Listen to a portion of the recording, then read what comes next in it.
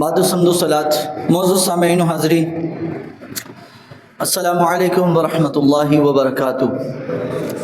معزز سامعین محترم، آج کے جمعۃ المبارک کا بیان اس موضوع پر ہے کہ اسلام میں جہاد کا حقیقی تصور کیا ہے اور جذبہ جہاد کے بعد جذبات تشکر، شکر کا جذبہ کیسے پیدا ہونا چاہیے۔ اللہ تعالیٰ کا فضل ہے کہ گزشتہ ایام میں اللہ نے مسلمانوں کو پاکستان کے عظیم کامیابی سے اور عزت سے نوازا، اور اس عزت اور کامیابی کی سب سے جو بڑی وجہ ہے وہ مسلمانوں کا مسلمان ہونا ہے۔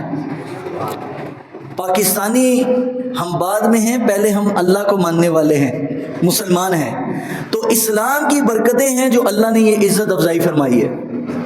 اللہ رب العالمین جل وعلا نے قرآن مجید فرقان حمید میں جو بات ارشاد فرمائی اس کو ہم اس زمن میں بھی سمجھ سکتے ہیں۔ حضرت سیدنا ابو بکر صدیق رضی اللہ تعالیٰ عنہ جب خلیفہ مقرر ہوئے، آپ نے پہلا خطبہ دیا، صدیق اکبر رضی اللہ تعالیٰ عنہ نے قوم سے پہلا خطاب جو کیا آپ نے فرمایا، یا ایھا الناس، اے لوگو، ھذا کتاب اللہ، یہ قرآن اللہ کی کتاب ہے، اللہ اس کے سبب تمہیں عزت بھی دے گا اور اس کے سبب تمہیں ذلت میں بھی مبتلا کرے گا۔ اگر ہم نے اسلام سے ہٹ کر اپنی شناخت کو یور رکھی ہوتی، اسلام سے ہٹ کر اپنی جو ہے پہچان کسی اور چیز کو بنایا ہوتا تو شاید ہمیں یہ عزت نہ مل پاتی۔ یہ اصل میں عزت کا سبب کیا بنا؟ جو ہم نے قرآن مجید فرقان حمید کی آیات کو اصل میں اپنے آپریشن اور اپنے مقاصد کا حصہ بنایا۔ ان اللہ یحب الذین یقاتلون فی سبیلہ، بے شک اللہ تعالیٰ ان لوگوں کو پسند کرتا ہے جو اللہ کے راستے میں قتال کریں، قتل ہوں اور قتل کریں، صفاً کأنہم بنیان مرصوص، اللہ نے فرمایا وہ ایسے کھڑے ہوتے ہیں مقابلے میں جیسے سیسا پلائی ہوئی دیوار کھڑی ہوتی ہے، ویسے وہ سب بنا کر کھڑے ہوتے ہیں۔ یقین کی اللہ تبارک تعالیٰ نے پہچان بتائی ہے نبی پاک صلی اللہ علیہ وسلم کی امت کی، جو حضور کے نام پر اور اللہ کے دین کی سربلندی کے لیے، اللہ کے نام کو بلند کرنے کے لیے اللہ کے راستے پر لڑے، ایسے شخص کو مجاہد کہتے ہیں اور ایسے کام کو جہاد کہتے ہیں۔ جہاد اصل میں نام ہی کفار کے ساتھ لڑنے کا ہے۔ تو اللہ تبارک تعالیٰ نے فرمایا کہ جب تم ان کے خلاف ہو جاؤ گے نا تو ان کے اندر کیا چیز پیدا ہوگی۔ اب کافر کیا ری ایکشن دے گا؟ جب مسلمان اپنا ایمان کا اظہار کرتا ہے تو اس کے بعد کافر بھی تو کچھ کرے گا نا۔ قرآن مجید فرقان حمید میں سورہ صف کے اندر ہی اللہ تبارک تعالیٰ نے ان کی حقیقت بیان کی ہے۔ اللہ تعالیٰ ارشاد فرماتا ہے، یریدون لیطفئوا نور اللہ، اللہ نے فرمایا کافر اب یہی چاہے گا کہ اللہ کے نور کو اپنی پھونکوں سے بجھا دے، لیکن کیا؟ واللہ متم نورہ ولو کرہ الکافرون، لیکن رب کا وعدہ ہے کہ اللہ اپنے نور کو مکمل کرے گا، اس کی حفاظت کرے گا، وَلَوْ كَرِهَ الْكَافِرُونَ، چاہے کہ کافر جتنا مرضی ناپسندیدگی کا اظہار کرتا رہے، اللہ رب العالمین کی ذات اپنے نور کی حفاظت کرتی رہے گی۔ تو نور سے مراد علماء مفسرین نے لکھا کہ جس چیز پر رب کا نام آ جائے، ہر ایسی چیز رب کے نور سے تعلق رکھتی ہے، ہر ایسی چیز۔ تو پاکستان بنانے کے پیچھے جو دو قومی نظریہ تھا، ٹو نیشن تھیوری، اس کا مطلب ہی کیا تھا کہ یہ اسلام کے نام پر بنا ہے اور اللہ تعالیٰ ہی اس کا حقیقی حاکم اور مالک ہے۔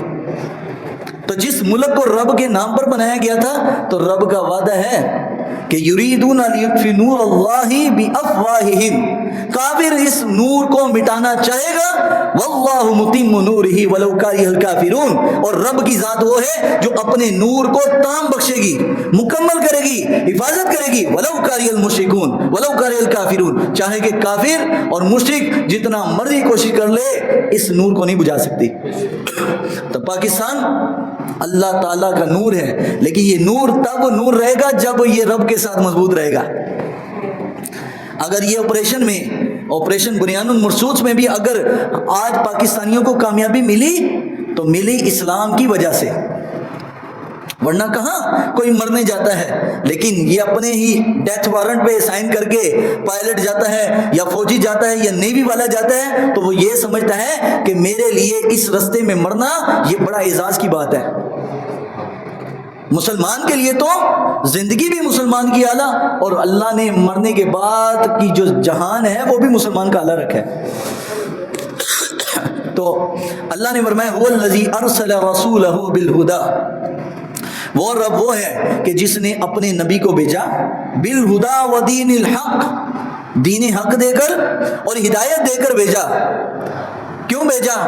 لیظہرہ علی الدین کلہ، لیظہرہ علی الدین کلہ، یہ وہ چیز ہے جس کو کافر کو جو چیز تنگ کر رہی ہے، وہ پورے قرآن کی اخلاقیات بھی مانے گا کافر، وہ مسلمانوں کی مسجدوں کو بھی برداشت کرے گا، مسلمان کی نماز کو بھی برداشت کرے گا، حج کو بھی کرے گا، زکوٰۃ کو بھی کرے گا، روزے کو بھی کرے گا۔ کون سی چیز ہے جو کافر تو کو تنگ کرتی ہے مسلمان کی؟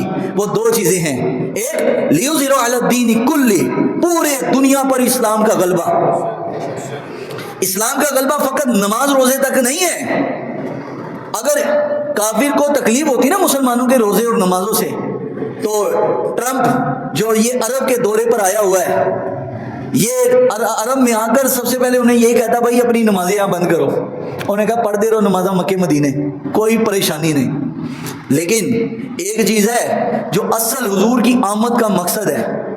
حضور کی آمد کا مقصد کیا ہے؟ ہر نبی کی آمد کا کوئی نہ کوئی مقصد ہوتا ہے، لیکن نبی علیہ السلام نے فرمایا اللہ نے مجھے وَرَأَيْتُ مَشَارِقَ الْأَرْضِ وَمَغَارِبَهَا، اللہ نے مجھ پر مشرق اور مغرب سارے کھول کے رکھ دیے، اور یہاں تک کہ میں نے دنیا کا ہر کنارہ دیکھا، کوئی کنارہ ایسا نہیں تھا جہاں پر میرا دین ایک وقت میں آ کے غالب ہوگا۔ یہ وعدہ ہے حضور کے ساتھ اللہ کا، اور اللہ نے قرآن میں بھی کئی مقامات پر فرمایا هو الذی ارسل رسولہ بالہدی ودین الحق لیظہرہ علی الدین کلہ وَلَوْ كَرِهَ الْمُشْرِكُونَ، اللہ فرمایا مشرک کو چاہے کتنا بھی برا لگے لیکن رب اپنے دین کو غالب کر کے رہے گا۔ اور قرآن مجید میں کیا اللہ نے فرمایا؟ اللہ کی ذات ارشاد فرماتی ہے، اللہ نے فرمایا کہ بے شک وَلَا تَتَّخِذُوا يَهُودًا وَلَا النَّصَارَىٰ أَوْلِيَاءَ، یہود و نصارہ کو اپنا دوست مت بناؤ، یہ یاریاں ڈالتے ہیں، وہ اتنے مہنگے جناب اپنی جہاز اور اپنا مہنگا ترین اسلحہ عربوں کو فروخت کر رہے ہیں، عربوں کو بیچ رہے ہیں عربوں کے خلاف لڑنے کے لیے، عربوں کو بیچ رہے ہیں، اور کہاں کون بیچ رہا ہے؟ باہر سے آ کر نصارہ، ایک غیر مسلم پچھلی فروخت کر رہے ہیں کہ یہ ہمیں پیسے دیں، اپنا دولت ہم پر خرچ کریں، ہمیں مال دیں، اور یہ ہم سے بم خرید کر اپنی مسلمانوں پہ برسائیں۔ بھائی ایک غریب ملک ہے یمن، ایک غریب ملک ہے غزہ، ان کو بھلا کیا اس سے تکلیف، کیا تکلیف ہونی چاہیے؟ لیکن گورے کو تکلیف نہ سعودیہ سے ہے، نہ قطر سے ہے، نہ دبئی سے ہے۔ کیوں تکلیف ہوگی؟ انہوں نے اپنا کلچر ہی چھوڑ دیا۔ جو دین کہتا ہے کہ اگر کسی غیر محرم عورت کے ساتھ تیرا ہاتھ ٹچ ہو جائے آگ میں تیرا ہاتھ جانا یہ بہتر تھا کہ اگر تیرا غیر محرم عورت کے ساتھ، لیکن وہی عرب کے شہزادوں کی بیویاں ٹرمپ کے ساتھ ہاتھ ملا رہی ہیں، ہینڈ شیک کر رہی ہیں، ان کو کوئی فرق نہیں پڑتا ان کے حج اور عمرے سے، ان کو فرق اس سے پڑے گا کہ جب مسلمان قرآن کے غلبے کی بات کرے گا، اسلام کے غلبے کی بات کرے گا، اور جب یہ کہے گا هو الذی ارسل رسولہ بالہدی ودین الحق وکفی باللہ شہیدا، اللہ نے اپنے محبوب کو اس لیے بھیجا کہ پورے دنیا پر اسلام کو غالب کرے، اور اللہ تبارک تعالیٰ کی ذات ہی حقیقت میں گواہ ہے۔ اور یہاں پر فرمایا وَلَوْ كَرِهَ الْمُشْرِكُونَ، چاہے کہ مشرکوں کو غیر مسلموں کو برا بھی لگے، اللہ اپنے نبی کے دین کو غالب کر کے رہے گا۔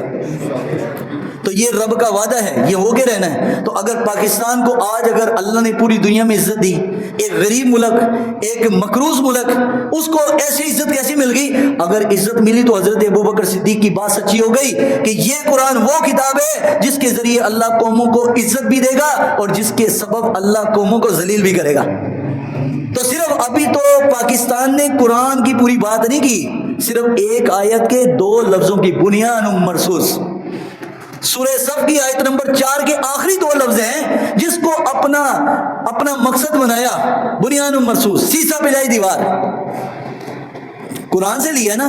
اللہ نے قرآن کے 2 لفظوں کی وجہ سے اگر اتنی عزت دی ہے، تو جب پاکستان میں قرآن کا نظام ہوگا تو رب کتنی عزت دے گا۔ صرف 2 لفظوں کے ساتھ عقیدت رکھنے اور 2 لفظوں کو اپنا مقصد حیات بنانے سے اللہ تعالیٰ اتنی عزت سربلندی دے رہا ہے. تو یہ سبب فقط حضرت ابو صدیق کی بات سچی ہو رہی ہے کہ اللہ اس قرآن کے سبب قوموں کو عزت بھی دے گا اور اس قرآن کی وجہ سے قوموں کو ذلیل بھی کرے گا.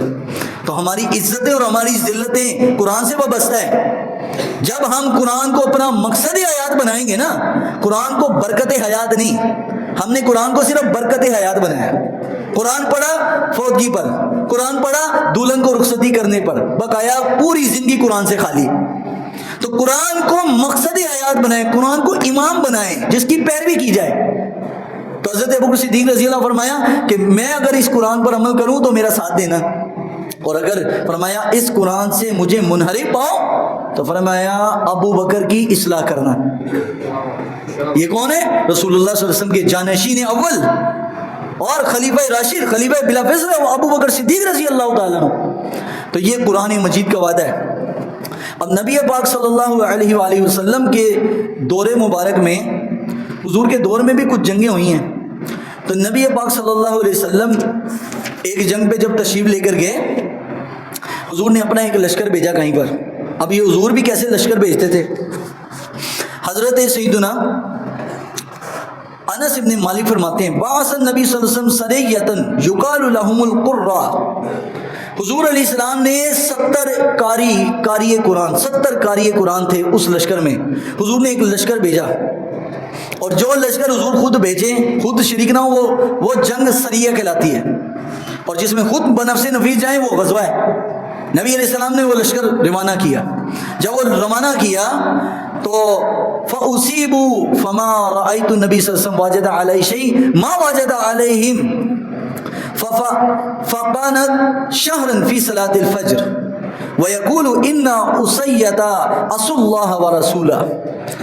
نبی پاک صلی اللہ علیہ وسلم نے 1 مہینہ مسلسل, کتنے جی, 1 مہینہ نبی علیہ الصلوۃ والسلام نے قنوت نازلہ فجر میں پڑھی. قنوت نازلہ بددعا کی کافروں کے لیے. 70 صحابہ اکرام کو شہید کیا, اور اس قبیلے کا نام قبیلہ اسیہ, قبیلہ اسی تھا. انہوں نے 70 صحابہ اکرام کو شہید کیا.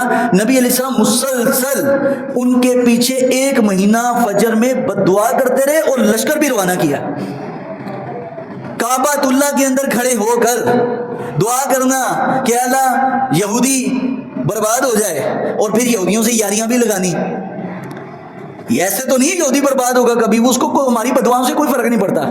حضور علیہ الصلوۃ والسلام نے جب اپنے لشکر کو کہیں بھیجا, پیچھے اگر کبھی نقصان ہوا تو اس لشکر کے قتل کرنے والے جو قاتلین کافر تھے ان کے لیے بددعا بھی کی, اور پھر حضور نے دوسری چیز اپنی مدد بھی اور لشکر بھی ان کے لیے روانہ کیا. اگر آج ہم چاہتے ہیں کہ کشمیر میں ظلم ختم ہو جائے, فلسطین میں ظلم ختم ہو جائے, غزہ میں ظلم ختم ہو جائے, تو اس کا حل سنت رسول صلی اللہ علیہ وسلم کے مطابق یہی ہے کہ ہم اگر ان کے پیچھے بددعا کر رہے ہیں تو ان ظالمین کی معاملت کم از کم بند کر دیں. لیکن ابھی تک قوم جو ہے کوک پینے سے, پیپسی پینے سے باز ہی نہیں آ رہی. ہماری دکانوں میں وہ بک رہی ہے, دکانداروں کو کہو کہتے کی کریے جی, بکتی نہیں, پاکستانی چیزیں بکنی تھی. تو اللہ کے بندو, جب تم مسلمانوں کی جو خلاف لڑنے والے, مسلمانوں کو قتل کرنے والے, مسلمانوں کی قاتل کمپنیوں کی پروڈکٹ کو تم اپنی زندگی سے نہیں نکال پا رہے, تم نے لڑنا کیا اللہ کے راستے میں. قرآن کیا کہتا ہے, وَتَعَاوَنُوا عَلَى الْبِرِّ وَالتَّقْوَىٰ وَلَا تَعَاوَنُوا عَلَى الْإِثْمِ وَالْعُدْوَانِ.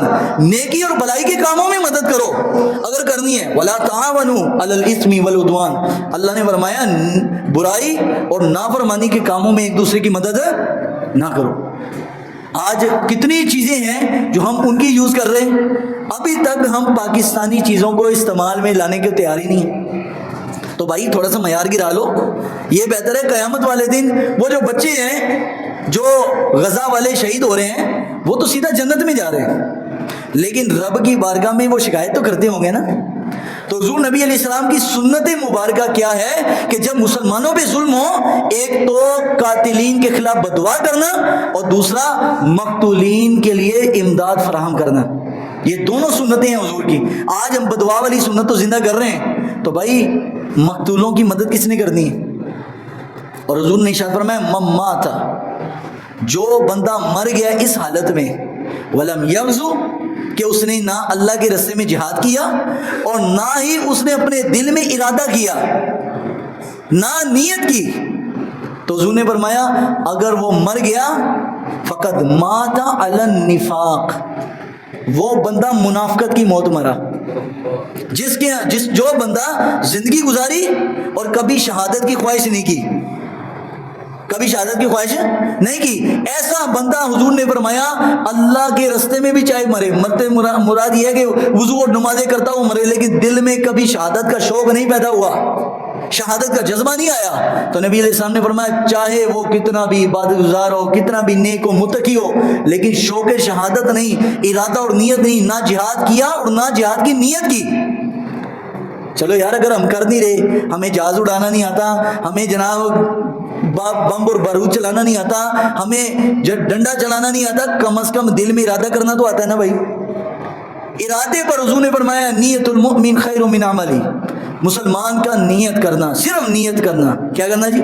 نیت کرنا، خیر من عملی، اللہ تعالیٰ کو عمل سے زیادہ پسند ہے، خیر من عملی، عمل سے زیادہ پسند ہے۔ اور بلکہ فرمایا نبی علیہ السلام نے کہ میری امت کو اللہ تعالیٰ نے یہ اعزاز بخشا ہے، پہلے کسی امت کو یہ حاصل نہیں ہے، اگر میرا امتی کوئی گناہ کرے اور گناہ کے بعد توبہ کر لے، صرف توبہ کر لے، حضور نے فرمایا جو غلطی ہوئی اللہ تعالیٰ وہ معاف کر دیتا ہے، اور فرمایا گناہ کا ارادہ کرے لیکن گناہ کر نہ پائے، پھر بھی اللہ تبارک تعالیٰ اس کو نہ گناہ لکھتا ہے بلکہ اس کے گناہ نہ کرنے پر اجر ہے، گناہ ترک کرنے پر اجر، گناہ چھوڑنے پر اجر ہے۔ اور فرمایا نیکی کا صرف ارادہ کرے تو فرمایا عمل کرنے والا ثواب مل جاتا ہے، اور فرمایا ارادہ بھی ہو عمل بھی کرے تو اللہ 10 گنا بڑھ کر دیتا ہے۔ اس امت کو تو اتنی فضیلتیں ہیں۔ تو نبی پاک صلی اللہ علیہ وسلم جب ایک جنگ پر تشریف لے کے گئے، حضرت سیدنا عبداللہ بن ابی اوفا فرماتے ہیں کہ دعا رسول اللہ صلی اللہ علیہ وسلم علی الاحزاب، حضور علیہ الصلوۃ والسلام نے جنگ کے دوران یہ بد دعا کی۔ کہاں کی جی؟ جنگ کے دوران۔ اور فرمایا مجاہد فی سبیل اللہ کی دعا اللہ رد نہیں کرتا،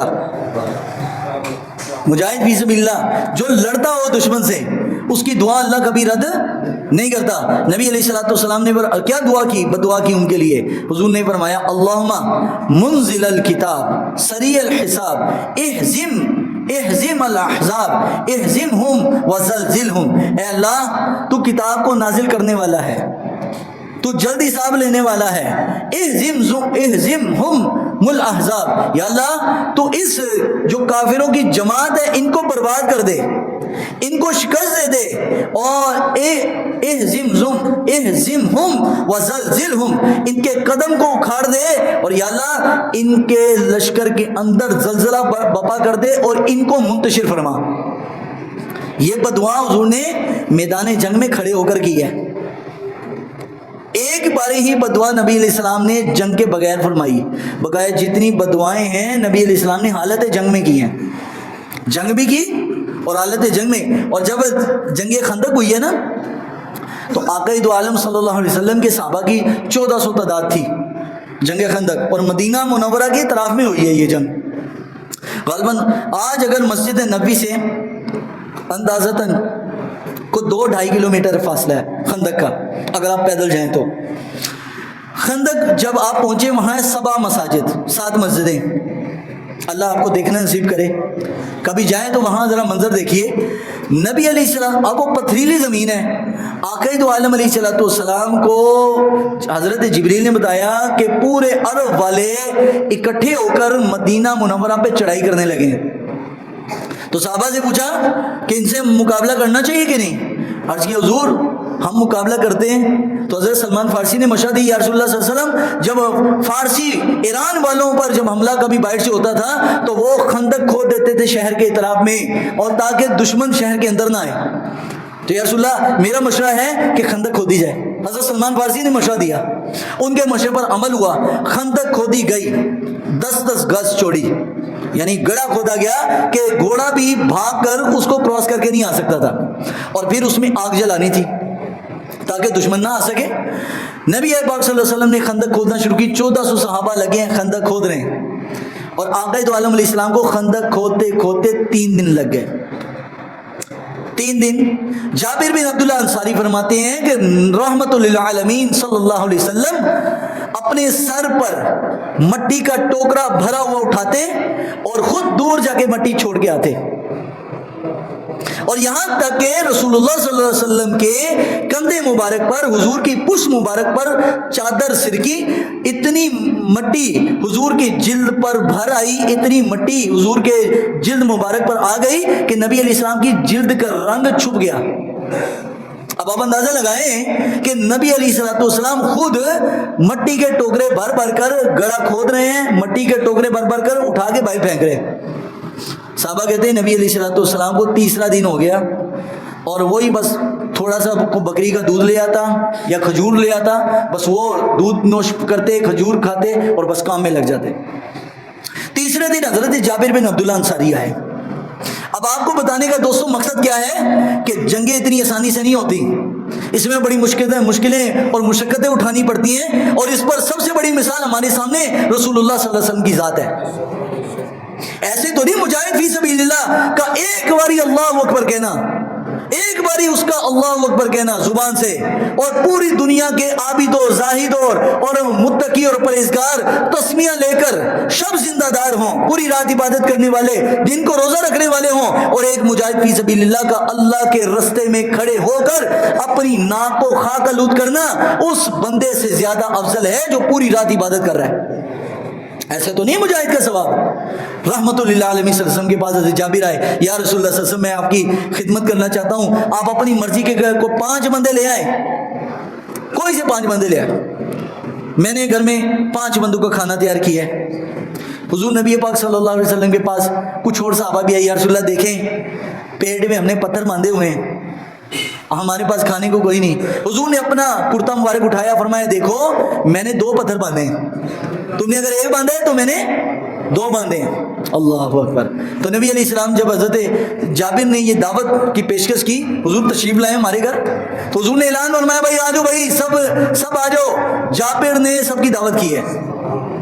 کھانا کتنے بندوں کا؟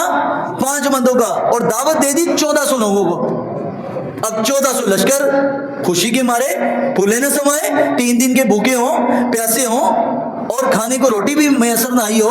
اور حضرت جابر بن عبداللہ انصاری فرماتے ہیں کہ میرے پاس گھر میں صرف 1 کلو جو تھے جس کو پیس کے میں نے آٹا بنایا, اور 1 بکری تھی, چھوٹی سی بکری کا بچہ, جس کو میں نے جنگ کے لیے رکھا تھا کہ جب حضور جنگ میں بھوک کی شدت ہوگی تو نبی علیہ السلام کی خدمت کروں گا. چھوٹا سا بکری کا بچہ. جابر رضی اللہ فرماتے ہیں کہ میں گھبرا کے گھر میں آیا, اپنی بیوی سے کہا کہ حضور نے تو 5 بندوں کی جو دعوت ہے وہ تو 14 لوگوں کو کہہ دی ہے. تو نبی علیہ السلام نے فرمایا جابر پریشان مت ہو, وہ جو کھانا ہے وہ کھانا میرے پاس لاؤ, اور جو آٹا گوندا ہوا ہے, جو آٹا بھی گوندنا ہے, وہ آٹا بھی لے کے آؤ. آٹا بھی لایا. حضور نے اپنا لعاب دہن آٹے میں بھی ڈالا, سالن میں بھی ڈالا. فرمایا اب بس ڈالتے جاؤ اور کھلاتے جاؤ. 1400 لوگوں نے کھا لیا سیر ہو کر, پھر بھی وہ برتن میں کھانا ختم نہیں ہوا. وہ جو 1 کلو جو کا آٹا تھا وہ ختم نہیں ہوا, اور روٹیاں لگاتی رہی, پکاتی رہی, اور لوگ کھاتے رہے, حتیٰ کہ 1400 لوگ کھا بیٹھے. اور بالآخر نبی علیہ السلام واپس جب تشریف لے کر گئے جنگ خندق کے لیے, تو دیکھا 40,000 کی فوج 1400 کے مقابلے میں سارے مدینہ کو گھیرے ہوئے. کتنی جی؟ 40,000. پورے عرب کے قبیلے جمع ہو گئے نبی علیہ السلام کے خلاف. ایک تنہ رسول اللہ صلی اللہ علیہ وسلم نے اپنی پوری زندگی کا اثاثہ جمع کیا, یہ 1400 لوگ تھے. اب یہ جنگ خندق کا عجیب ہی منظر ہے. تو نبی پاک صلی اللہ علیہ وسلم نے جب یہ دیکھا تو نبی علیہ السلام نے جنگ کے میدان میں پوری تیاری کرنے کے بعد پھر رب کی بارگاہ میں ہاتھ اٹھائے, یا اللہ اللہم منزل الکتاب سری الحساب اہزمہم الاحزاب اہزمہم وزلزلہم. یا اللہ تو کتاب کو نازل کرنے والا ہے, قرآن کو تو نے نازل کیا, تو حساب لینے والا ہے. اہزم الاحزاب, یا اللہ ان کافروں کے سارے لشکر کو ان کو منتشر کر دے, ان کی ہانڈیوں کو الٹا دے, ان کے جانوروں کو بھگا دے. حضور کی دعا کرنی تھی تو وہ ساری جنگ کی تیاری کے بعد جب حضور نے ہاتھ مبارک ابھی اپنے چہرے مبارک پر پھیرے اور دعا فرما دی، فوراً ہی ایک بہت تیز آندھی چلنی شروع ہوئی اور سارے 40,000 لشکر کو اس آندھی نے اوندا کر دیا۔ جس طرف حضور تھے اس طرف ہوا نہیں ہے، لیکن جو مخالف سمت میں اس طرف ساری ہوا، اور پورے مدینہ منورہ کو گھیرے ہوئے تھے 40,000 فوج۔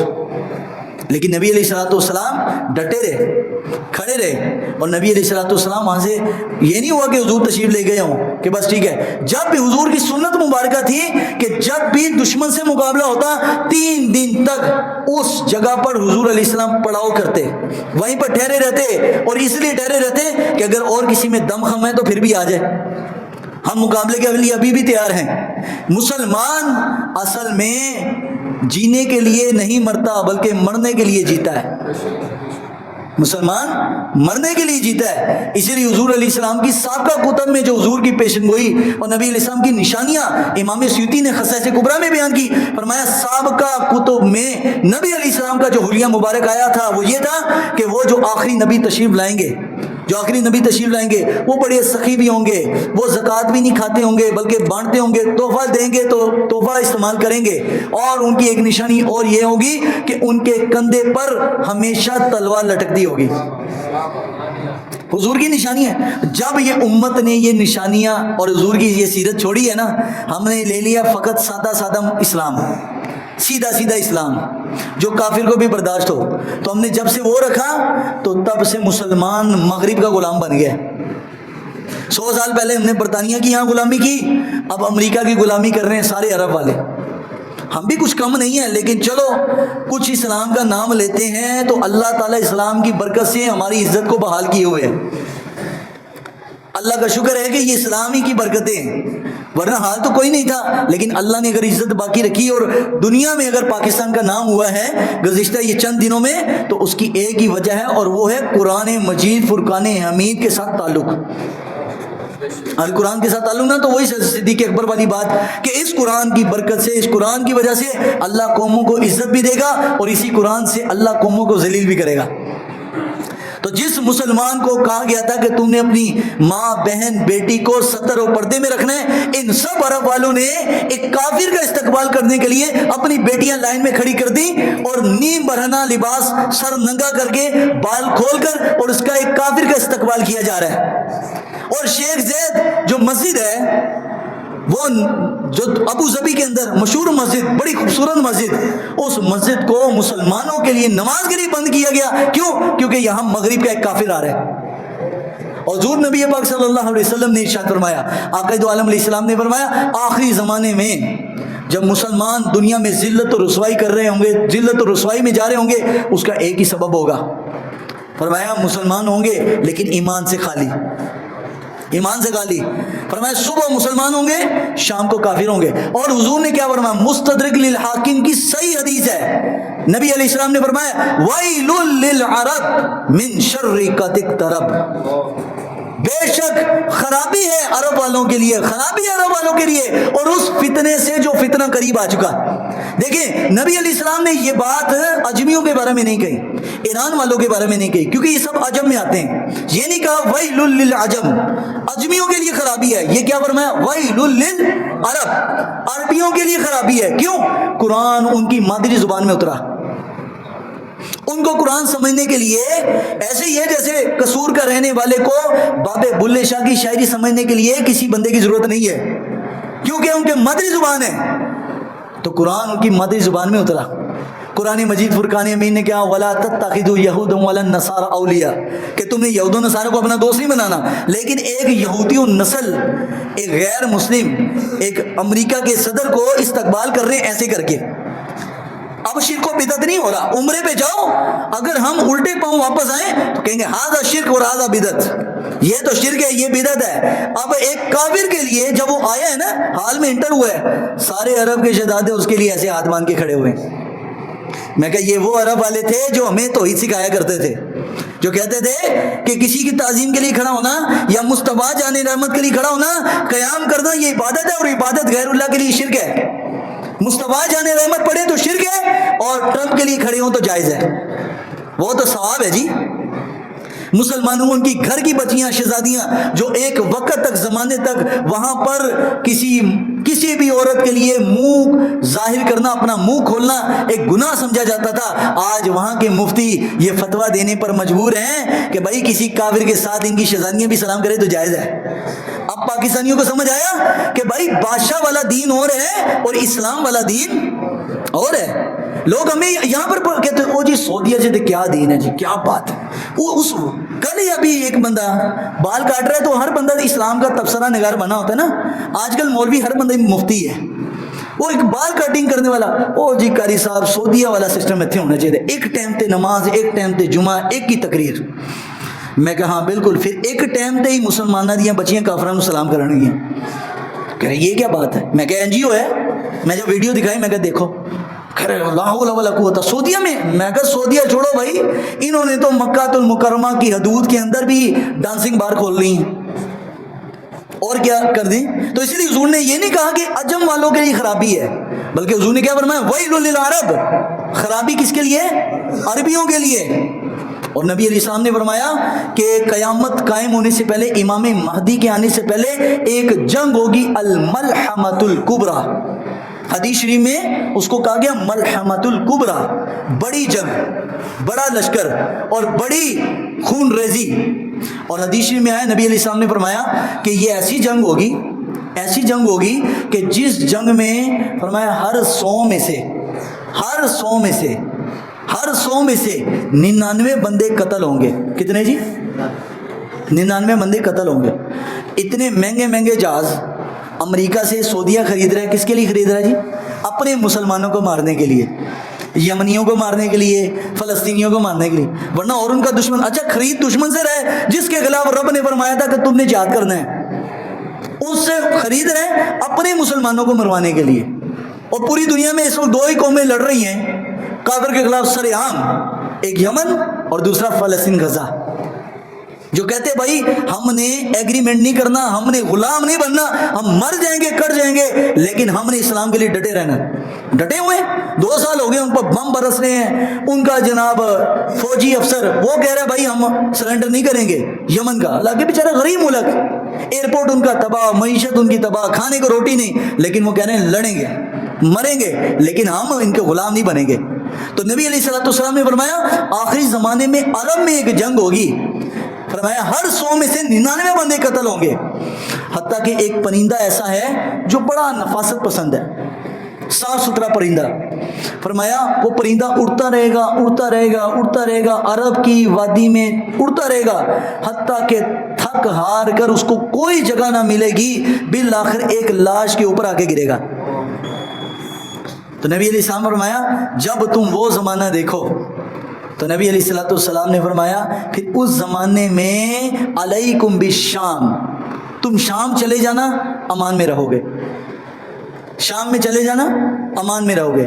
تو حضور نے کیوں فرمایا شام کے بارے؟ فرمایا اللہ نے 10 حصے برکتیں نازل کی دنیا میں، اور ایک برکت پوری دنیا میں 9 حصے برکت اللہ نے ملک شام میں بھیجی ہے، کیونکہ وہاں ابدال ہے، وہاں اولیاء ہیں۔ اور فرمایا اور اس زمانے میں مسلمان کے پاس ایک ہی رستہ ہوگا کہ اپنی قیمتی چیز، اپنی بکریاں لے کر پہاڑوں کو چلا جائے اور دنیا سے قطع تعلق ہی کرے، اگر شہروں میں رہے گا تو فتنوں میں آ جائے گا۔ اب جن دنوں جنگ ہو رہی تھی، ہم کیسے فتنے میں ہم سب مبتلا تھے، او یار ہمارے ساتھ یہ ہو گیا، ہمارے ساتھ یہ ہو گیا، ہم کچھ کر نہیں رہے، آپس میں مسلمانوں کو لڑایا جا رہا تھا، ایسے ہے کہ نہیں ہے؟ اور جب وہ جنگ عظیم ہوگی جس کو حضور نے ملحمۃ الکبریٰ کہا، تو تب تو افواہ اس قدر گردش کرے گی، مسلمان سمجھے گا کہ شاید سب لوگ دین چھوڑ بیٹھے، حالانکہ ایسا نہیں ہوگا۔ لیکن فرمایا اس زمانے میں تمہارے اوپر لازم ہے علیکم بالشام، تم شام چلے جانا یا پہاڑوں میں چلے جانا، جہاں پہ بکریاں لے کر چلے جاؤ، تمہارا ایمان محفوظ رہے گا، ورنہ فرمایا صبح مسلمان ہوگا، شام تک وہ وہی مسلمان کافر ہو چکا ہوگا۔ اور یہ زمانہ فتنوں کا دور ہے، تو کوشش کریں اپنی جہاں پر اپنی اولاد کی ہمیں بڑی فکر ہے، ان کی معیشت کی، ان کی نوکری کی، ان کی کمائیوں کی بہت فکر ہے ماں باپ کو۔ آج کل کی اولاد کی اگر فکر نہیں ہے ماں باپ کو، تو ان کے دین اور ایمان کی فکر نہیں ہے، ہر چیز کی فکر ہے۔ تو بھائیو جتنا جسم کا فکر ہے نا، جان کا فکر ہے، اس سے زیادہ ہمیں اس دور میں اپنے ایمان کا فکر ہونا چاہیے۔ حضور نے وہ جو نشانیاں بتا دی ہیں وہ پوری ہو رہی ہیں۔ سب عرب بک گئے، قطر بھی بک کیا گئے، یہ بلکہ بچ گئے، ان کے آگے بچ گئے، غلام بن گئے۔ قطر بک گیا، سعودی عرب امارات بک گئے، سعودیہ چلا گیا، اردن چلا گیا، تو بھائی پیچھے رہ گیا۔ جب مکہ اور مدینہ جیسے مقدس مقامات کے جو والی ہیں وہی ان کے ہاتھ پر بیعت کر چکے، تو بھائی پھر اس زمانے میں کوئی نہ کوئی پھر حسین تو چاہیے ہوگا نا۔ جب سب یزید کے ہاتھ پر بیعت کر چکے تو پھر اس زمانے میں امام حسین کی طرح کلمہ حق بلند کرنے والے لوگ ہی سرخرو ہوں گے۔